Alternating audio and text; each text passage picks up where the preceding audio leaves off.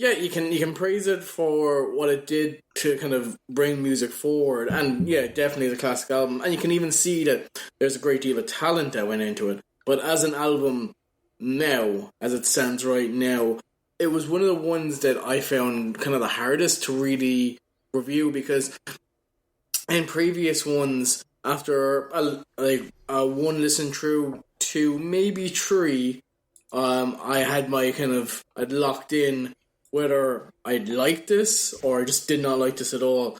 This one I had to listen to a good few times because I just kept coming through it, just feeling kind of neither like I hate it. It was just more. It was kind of this. It was like eating a bowl of oatmeal with nothing in it, or with kind of tepid water. It was like there was parts of that were good, but like at the same time you come out of it going, what, like, name the things you liked about that, and you're like, I can't really, or what in particular did it do for you, or did it do for you whole? No, it didn't really do anything for me. Yeah, for me there was, as I said, there was one or two tracks that I really particularly liked, like It's Not True and I'm a Man. Those see, that's I'm a Man. That's liked. a Bo Diddley song. Yeah. Like the original, the original version of that just sounds. But the original one just sounds so fucking heavy, and it's just like a guitar and someone tapping their foot. Whereas with a full band, it just sounds really muted kind and of insipid. It's just shit version of it. Like it's a really bad cover version. To be honest, I hadn't listened to the original myself. Yeah. So, you know, I certainly will do that. One thing that frustrated me, I have to say, in regards to the songs and the way they were put together, was on any music platform that we tried to find the album on, there was even more songs that were put together. It wasn't just the, how many, like 12 songs from this particular album. It was other songs from years later that were also just put together. Oh, so like when you look up... Yeah, when you look up the Who, why do I keep saying Hugh? The Who, My Generation, on like any music platform, you come up with like 20 or 25 songs or even 30. And it kind of makes you kind of go, oh, this is too much.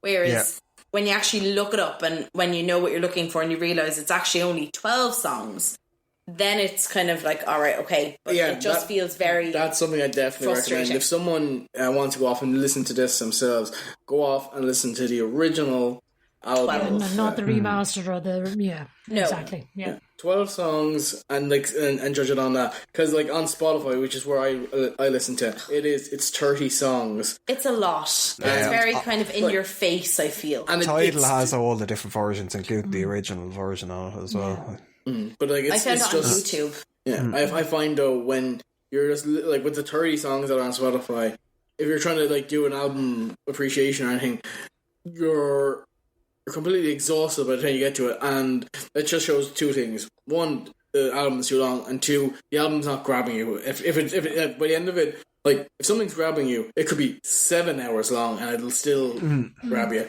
Like there's been times where like something's grabbed me so much, I'm like, oh, the sun came up. When did that happen? Yeah, yeah. And like I'm sure that, you know, our listeners have probably realised by now as well that like we do listen to a lot of these albums while we're in the car. And when we were in the car the other day and we put it on and we just saw 30 songs, the two of us were like, ugh, this feels like work and not like enjoyable, you know? Yeah, because I enjoy listening to these music. Even the albums that I previously like that I've kind of said weren't my cup of tea, I still enjoyed listening to them and trying to go out this. This one just felt like work in that regard. But even if I had gone just down to the 12, because I looked at the songs that are on the original 12, and I, like, as I said, I've listened to it multiple times, so I know kind of which ones I like or kind of liked.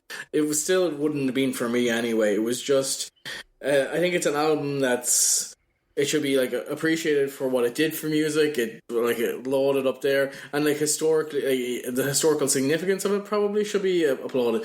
But as music stands now, it's just kind of after taking a step too far. It kind of feels like I was actually looking it up a while back. And this is going way, way back now, but like with music, I think it was in the 15th century. It was like the Baroque music or something like that.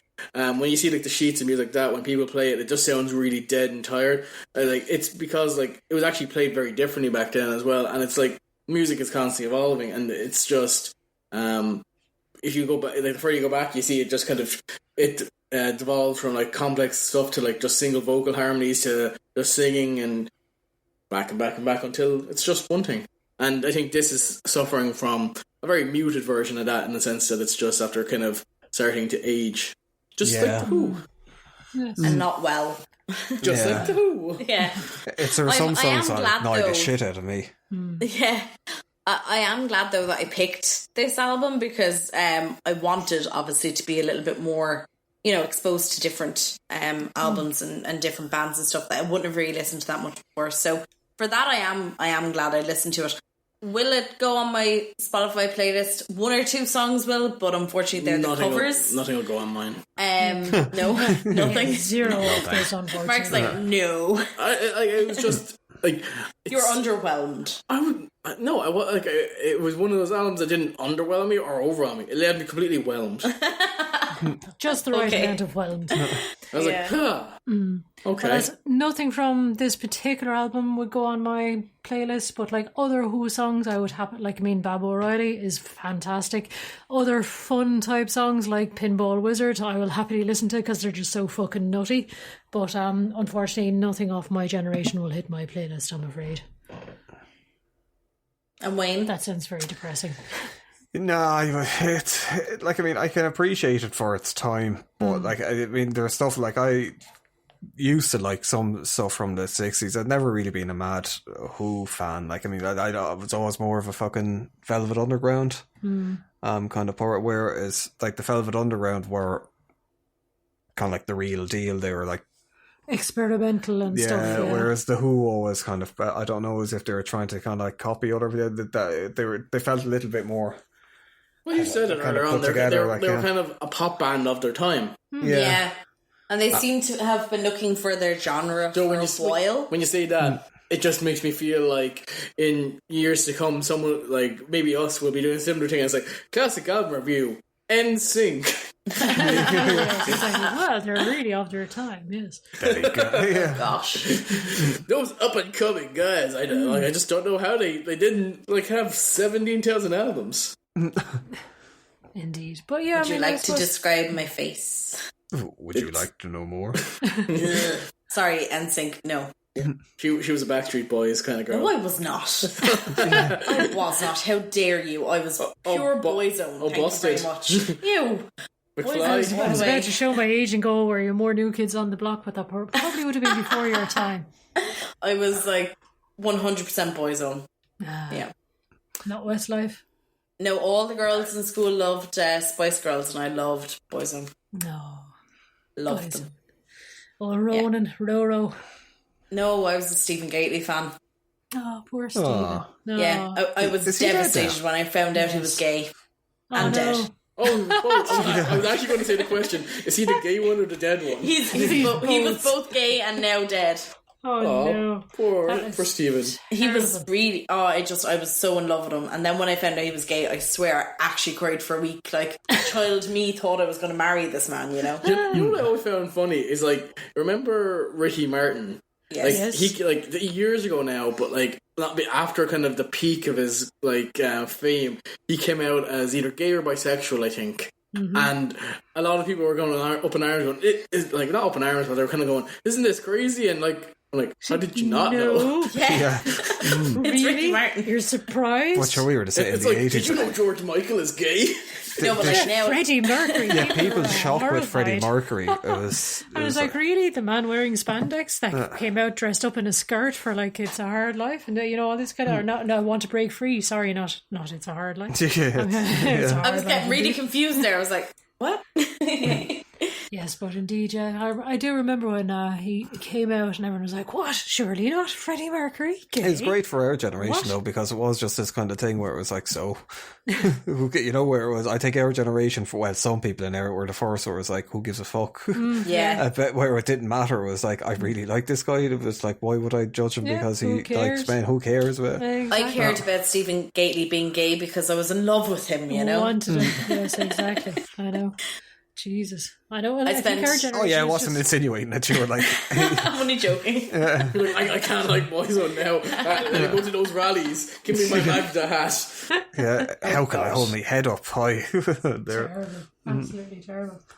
Who was it that came out in Westlife? all of them, probably. I honestly Yeah, don't know. probably. I was never into them, but I remember there was uproar online over it, and I was like, that was kind of obvious, but you know, Okay. Yeah. I can't remember who that was. The Who. But yeah. Now you heard it here from Jen Force people. All of the Who. Indeed.